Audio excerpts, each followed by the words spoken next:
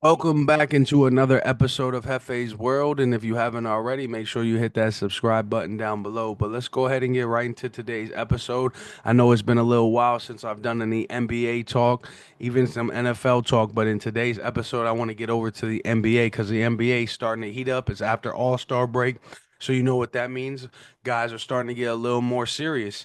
Obviously, there's some games going on right now while I'm recording this episode, and they'll most likely still be going on while I'm dropping this episode. So I'm not going to really get into too many things that's going on today, February 27th. Um, but I do want to get into some standings. The Cavs, man, they've been holding things down in the East all season long. Shout out to those guys, but I'm gonna go out there and say it. I believe the Cavs are just regular season guys. I don't believe once the playoffs start, they will really perform in the light that they really should. Like the Celtics will, I do believe they will definitely perform to their standards come playoff times, even though they are the second seed. The Knicks, I'm still very much in question about them. I'm not sold on Karl Anthony Towns. I never have been sold. I'm not a fan of his, so I'm curious to see how they will perform come playoff time, being third in the East right now. Fourth, you got the Pacers, another team very iffy about. Bucks, same thing. Very iffy on the Bucks at number five. The Pistons, man, they've been showing up and showing out recently. So congratulations to those guys. The Magic, man, the Magic have been turning that franchise around for the last couple seasons. And they're up there at number seven, currently in the play-in. Miami number eight. My squad has been very unfortunate with the whole Jimmy Butler situation this year and everything that's been going on, but it is what it is.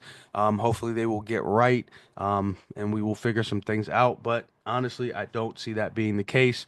The Hawks, number nine, and the Bulls, number 10, right now to currently round that out.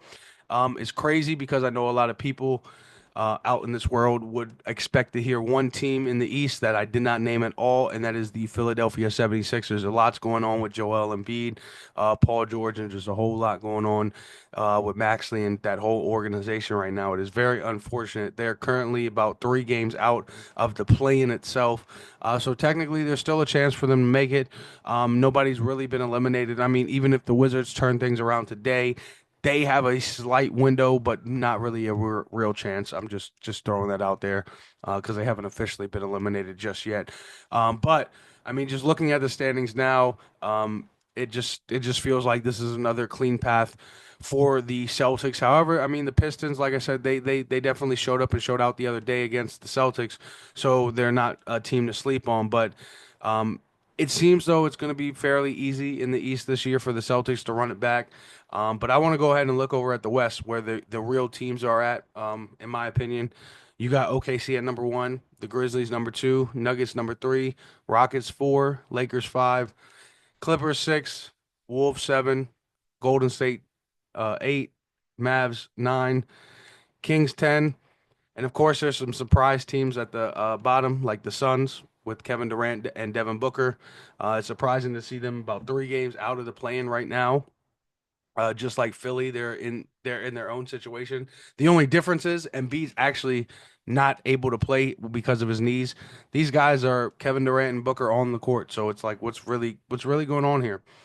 And then unfortunately for the Spurs who are in 13th, they lost Wemby for the year and their head coach as well. So it's definitely not their season this year. But as far as the rest of the teams in the West, I mean, it's a stacked division, and there's no telling what's going to happen come playoff time, from top to bottom. Most of the most of like the whole entire from second to like 10 is all by a few games. It's not too far spread out at all. These guys can move day by day. Especially between 2 through 5 right now. They're all like 1.5 games apiece from each other. So it's going to be very interesting to see where all these guys line up towards the end of this and where everybody finishes. In my personal opinion, as far as a team coming out of the West, it is so hard to predict at this point. I know a lot of people favor the Nuggets because of Jokic. OKC's definitely been putting on their young, hungry team that just keeps fighting every year, in my opinion. And I feel like they will eventually break through. So we got to be on the lookout for OKC. But teams like the Warriors, who've been there and done it, we got to watch out for guys like them as well. The Lakers, another team who acquired Luca. in my opinion, they just don't have enough right now with LeBron and Luca. LeBron at this age is just, I just don't see it happening.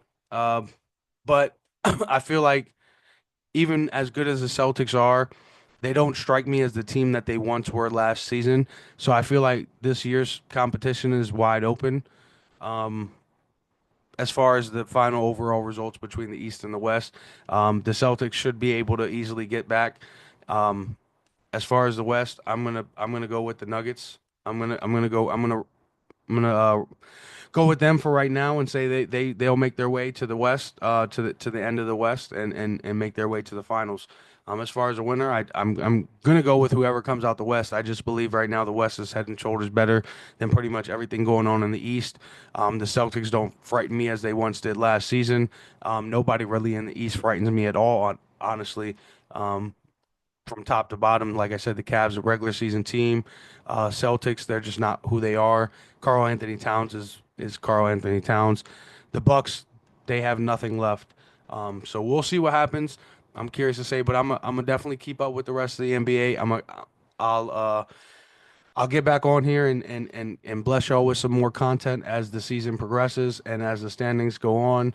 I probably will drop another video closer towards playoff time for you guys, or maybe I'll preview a game in between time in the meantime. But make sure y'all hit that subscribe button down below, and I'll catch y'all real soon.